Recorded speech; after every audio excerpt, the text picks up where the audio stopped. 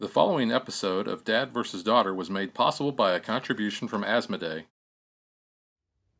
Hello and welcome to another episode of Dad vs. Daughter. I'm Tim the Dad, and today I'm going to be taking a look at Alien Frontiers. So what we're going to do is going to be a little bit different.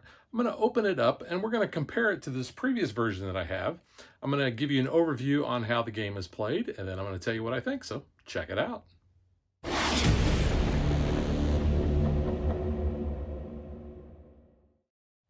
This is the 4th edition. This is the 5th edition.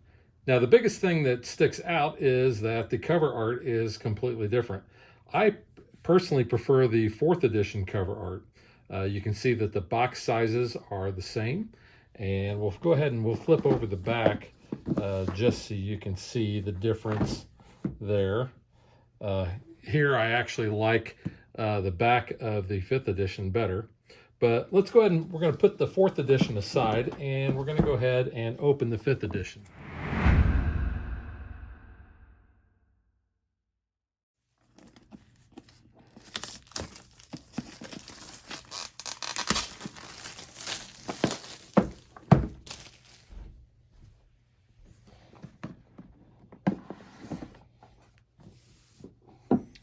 So we have our rule book here. So this is bigger than the 4th editions, but looks like it's about the same layout.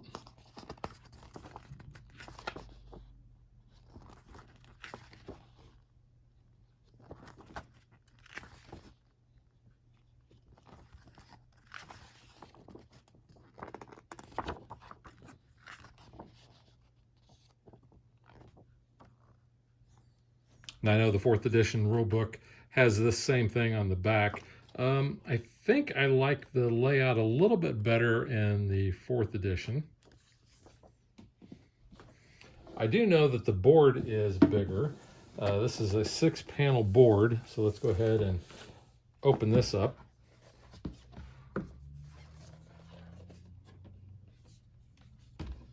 And it is only one-sided. So you can see there is the 5th edition. Artwork is really the same. The board is just a little bit bigger. And then here are the punch-out boards here, and some of the things are already coming out of that. Make sure we have everything. Put those in place. Actually, the components all look pretty much the same as what we have in the 4th edition. I do know that the ore and fuel tokens are different. Now, these cities are the coolest part of the game, I think. They look like little, what they call them, pop-o-matics. But you can see they're little cities inside domes. So these look pretty cool. And then we have the 3 generators. These all look about the same as the 4th edition as well. Nice little radar dish there. This is a little bent. Don't want to break that. So we got our player dice in our 4 different colors. So we have green, blue, red, and yellow. And these are big and chunky. And these look like they're probably about the same size as the 4th edition as well. In fact, other than the board size, I'm not really seeing anything that's different between the 5th edition and the 4th edition.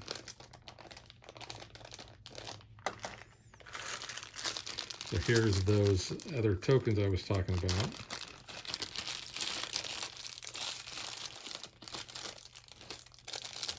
So we have our ships that are used to track our score. These are translucent plastic. These look pretty nice. And then the ore blocks, instead of just being a plain gray, they actually kind of have like a marbling to them. So those look a little neater. So I'll give the nod to the 5th edition there. And here's our deck of cards. So you can see the back. Here's our victory card. Victory Orbit. Looks pretty cool. And then these have, looks like a linen finish on there. Feels like it. So just show those off. Polarity device, several of those. Booster pod, stasis beam, data crystal, the plasma cannon, the orbital teleporter, the holographic decoy, gravity manipulator, temporal warper, the resource cache, the alien city, the alien monument, and the mind control helmet. And you can see not really much to the insert. We do have several baggies, so that is nice. So now what I'm going to do is I'm going to go ahead and open up the 4th edition and show you the differences and similarities.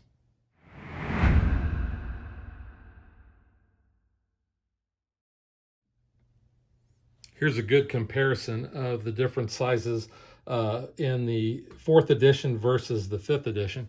So you can see it's a little bit bigger, not a lot. They did move some of the artwork around because they were a little cramped here. So you can see how the art is a little different. You know, like that ship there is a little different orientation. The colony constructor is moved over a little bit. But I think I like the bigger board. I do want to show the flip side of the 4th edition board because it has these different shapes on them for where you're going to put your dice. And the also comes with the basically covers so that if you're playing less than 4 players, you can cover up the different spots. And it also has those shapes there. And I've never needed to use the dock covers, so this is what they look like. Never even punched them out. But this is 4th edition only. You don't get these in the 5th edition. You can see that the rule books are laid out a little different as far as size goes. Here's that 4th edition. I think the 4th edition actually has some better art, even though the rule book is a little smaller. I think I like the layout of the 4th edition better. Just kind of flip and show you those. There's the more art that you see there. But not a big deal either way. So here's the 4th edition dice. Here's the 5th edition. They look identical to me. 4th edition cities, 5th edition cities. To me, they look identical as well. 4th edition rockets, 5th edition rockets. The 5th edition may be a little bit darker on maybe the blue and the green. The red looks a little darker there. Could just be the way the light's hitting it. The yellow does look a little paler in the 5th edition as opposed to the 4th edition.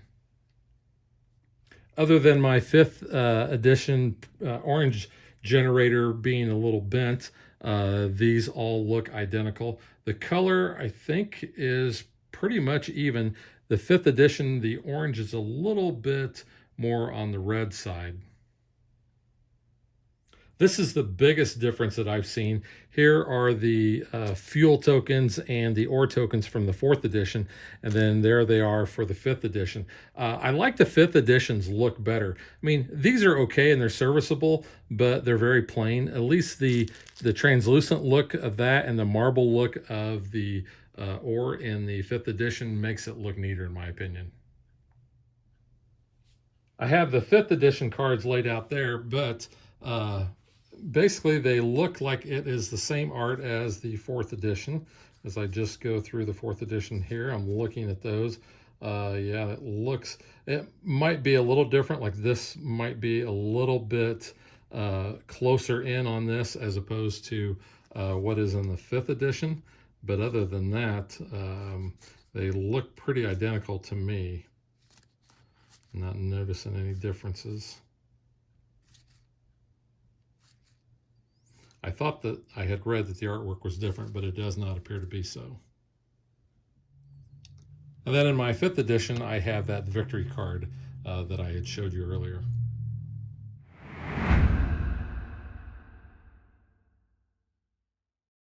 This is how we would start with the board setup. We have basically the planet here with all the different areas, and they each have their own little basically token there that tells you which ability you're going to get if you have control of that area. You can see we have the fuel disk up here at the solar converter. We have the ore cubes down here at the lunar mine. So what you're going to do in your turn, each player is going to start with 3 dice of their color, and this represents their ships. And all these different places around the planet are basically our docking stations that we're going to be able to go and perform actions.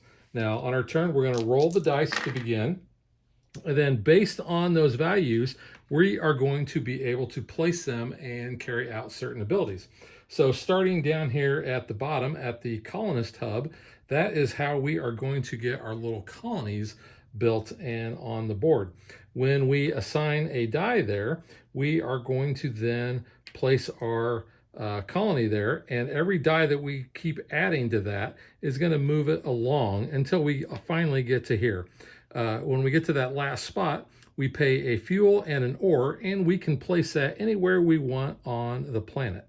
When we go to the shipyard, we actually need 2 dice that are equal to each other. Doesn't matter what the value is as long as they are equal. This is how we're going to get new ships, basically dice that we're going to be able to roll. So we would place our dice there. You can see for the 4th, 5th, and 6th ship, they have different costs. Obviously, the more ships that we have, the higher the cost is. So to get that 4th ship, it's going to cost us a fuel and an ore, and whenever we get that, it's going to go into the maintenance bay, and we'll get that at the start of our next turn. To get our 5th ship, it costs us 2 each, and to get our 6th ship, it costs us 3 each. Now, when we go to the solar converter, this is where dice value is going to matter, because if we place a 1 or a 2 here, we're only going to be getting 1 fuel. If we place a 3 or 4, we're going to get 2 fuel, and a 5 or 6 will give us 3 fuel. And you can see we have a lot of spots on that. Just the 8th spot there is only used in a 4-player game. Again, at the orbital market, we are going to be placing pairs of value dice there. So let's say that I place a pair of 2s there. The value on the dice is going to dictate the exchange rate that we get for our fuel to ore. So if I have 2s there, it means I can trade in 2 fuel for 1 ore. If I have 1s there, then it's a 1 for 1. But if I have 6s there, then I have to trade in 6 fuel for 1 ore. So not a real good return on investment there. Over here at the alien artifact, that's how we are going to get these cards. Now, we're going to always have 3 in the display, and the rest will be in a face-down draw deck. So whenever someone acquires one of these cards, we would then replace it.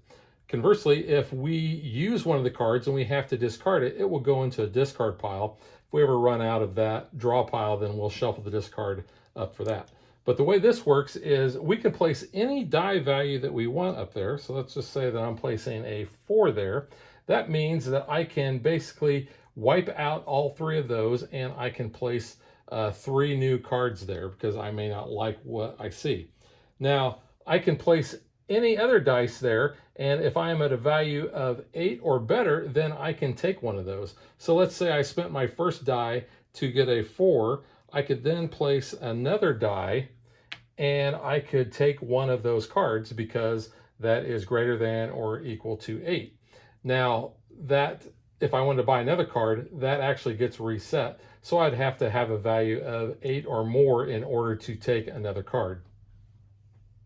At the Raiders Outpost, we are going to want a sequential set of numbers. So let's say we put a 4, 5, or 6 there, like this. And this is going to allow us basically to be a raider and a jerk to our other players. We can take up to 4 of the resources in any combination between the fuel and the ore from any of the players that we want. It can be, 1 from one player and 2 from another and 1 from another, or however many players we have. Or we can take one of their alien artifact cards. Now let's say at the Raiders Outpost that we actually had a 1, 2, or 3 there. Someone else can come along, and as long as they bump up the value that is higher than this, then these dice will get displaced and they'll go over to the maintenance bay, and another player can place a 2, 3, 4, a 3, 4, 5, or a 4, 5, or 6 there.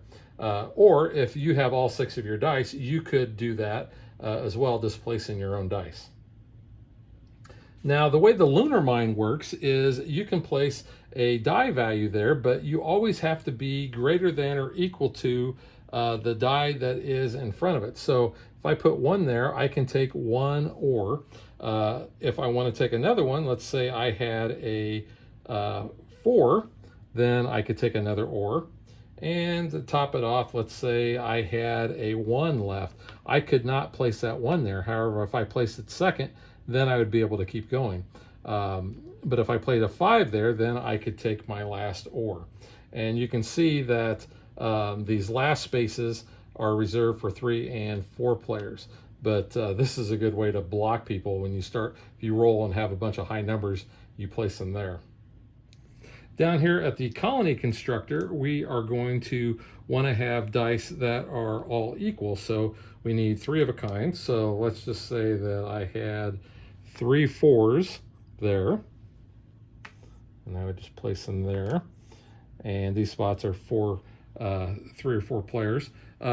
If I place the 3 that are equal there and I pay 3 of the ore, then I can take 1 of my colonies from my reserve and I could place it anywhere on the planet.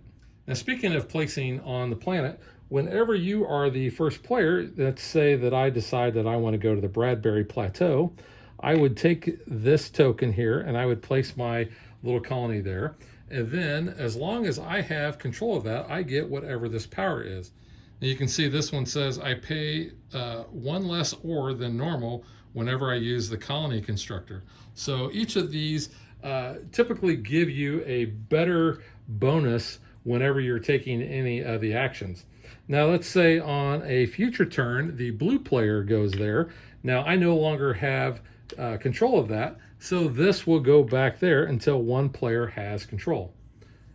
This is also how you're going to score points. Whenever you place a colony on the planet, you're going to get 1 point. And if you have majority, you are going to get another point. But as soon as that other player comes along and you no longer have majority, you're going to lose a point. You'll notice that the center area actually has this gray die. Now this represents basically an alien ship, and the little hash marks basically are the same as the pips. So you can see 1, 2, 3, 4, 5, and 6 on there. But this is going to act as basically a bonus ship that you're going to have, and you can use that just like you would any of your other die. When you take control of the Burros Desert, then you can acquire the ship if you pay 1 fuel and 1 ore. Now this die is going to go into the maintenance bay and you'll be able to get it on your next turn. You'll notice that it shows the little wrench there to indicate that that's going to go into the maintenance bay. However, if you have another player that comes along and you no longer have control of that, then that alien die is going to come back. Now let's say that I was the only one who had control of the Burros Desert and I had that basically alien relic ship there. If I use that as a 6 on the terraforming station, instead of that going to basically back to the maintenance bay or the shipyard or whatever, that is going to go back to the desert, and I can repurchase that as long as I have the fuel and an ore. Now the last thing to talk about are the 3 field generators that we have. They represent different things. So the purple represents a repulsor field. You can see you have this little thing and it will tell you what that shield generator does. It says colonies on the territory cannot be added or removed. So let's say that I have control of the Burros Desert and I place that there, then no one can play a card that will kick my colony off of there, and conversely no one can place one of their colonies there as long as that repulsor field is on that spot. Now the green one is the positronic field, and you can see that's going to be worth 1 VP to the one who controls this territory. So you're going to get that right away, but if someone moves this to their territory or has a way to remove it off of the planet, then you would lose that point. Now finally, we have the isolation field. Now, what that says is no one may use the territory's bonus. So this is what you're going to want to place on a territory that someone else controls in order to basically screw your neighbor over. So that's how you play Alien Frontiers.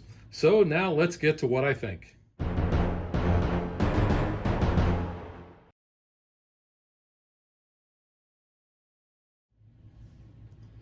This game originally came out, I think, in 2010, and it is 2022, and we already have 5 editions of this game. Now, the 5th edition, I think, came out actually 5 years ago, so they've been putting several editions out through the life of this game. I know some people have said that this hasn't fared too well, that it's very simplistic. But I really enjoy it. I do like the fact that it is an easy game to play. It's an easy game to teach. People that need more than what the base game offers, there are several little mini expansions that you can go out and get.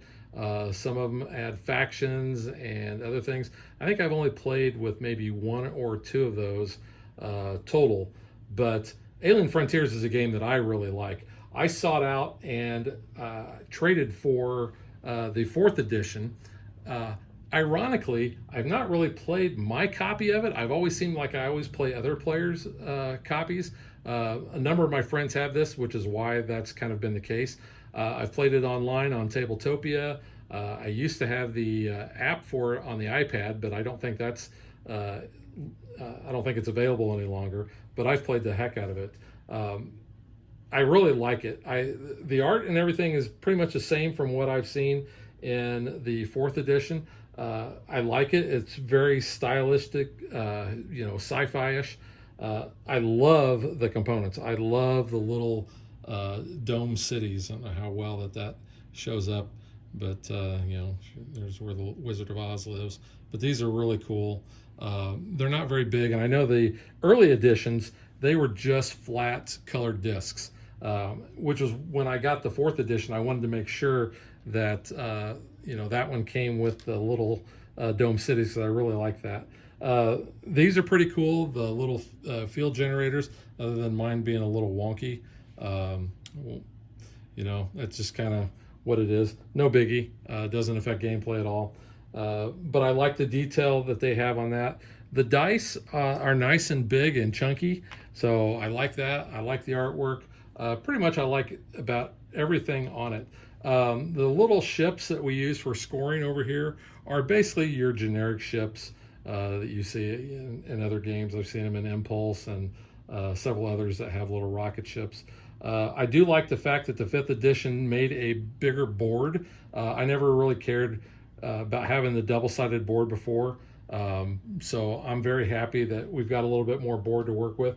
I do think that the fuel and the ore, the changes that they made to this for the 5th edition were for the better. Like I said, I really like the look of the marble-ish ore there, and I like the translucent fuel tokens. So that's pretty cool. Plus, I like dice games. I know people will say, well, dice equals luck. Yeah, I look at it like that's an equalizer for those people that are, more advanced gamers. They're maybe better at strategy and so forth. To me, dice always means to me that somebody new coming in has just as good a chance of winning as a veteran player, or at least the odds could be in their favor. They may not be because of the way the dice roll, but I've never had a problem with that. I've also heard this game compared to Kingsburg, which is another game I really like. And yes and no, they both kind of use dice as worker placement. And the way that lunar mine works, I like the fact that, if you roll high numbers, especially on your turn, and that's what you were wanting to do, you can really kind of hose everybody else, up. Also, your dice are going to stay in those docking spaces until your next turn, unless somebody has a way of kicking you out. So that's a good way of blocking certain areas that other players are not going to be able to take advantage of unless they have those cards to kick you out. Or, like the Raiders outpost will, they can kick your dice over to the maintenance bay. But no, I really like the gameplay. I like having the different powers. based on where you're at in the planet. They all, do good things. And I've seen so many different strategies. Some people love to go to the Boros Desert, get that alien relic ship, and then, place that repulsor field on there so they lock it down. So people can't come in and try to do that unless they have that card. Speaking of the alien tech cards, I've enjoyed those. Those are a good way to basically, kind of mess with your neighbors. You've got a couple that are 1 point or 1 victory point cards that come into play. But no, everything else, about the game I really like. Really not much more to say. I think that even though this game came out in 2010, I think while it does seem a little dated by the games that have been coming out, I still would come back to this one in a heartbeat. So that is Alien Frontiers. I give it 2 thumbs up, even in 2022, with it being 12 years old. Is there a reason to get the 5th edition over the 4th edition? No, not really. Like I said, the only main difference was the board is a little bit bigger in the 5th edition. The fuel and ore are a little bit different as far as, you got your translucent ones as opposed to your just solid discs, and you got the marbled cubes instead of just the all gray cubes. But other than that, all of the components are identical. So that is Alien Frontiers, and we will catch you guys next time. Thanks for watching our video. We hope you enjoyed it. And if you did, click that like and subscribe button. You can also follow us on social media like Facebook and Twitter at DadBeDaughter. And if you like what we do and you want to support us, you can visit our Patreon page. So thanks for watching. Thanks.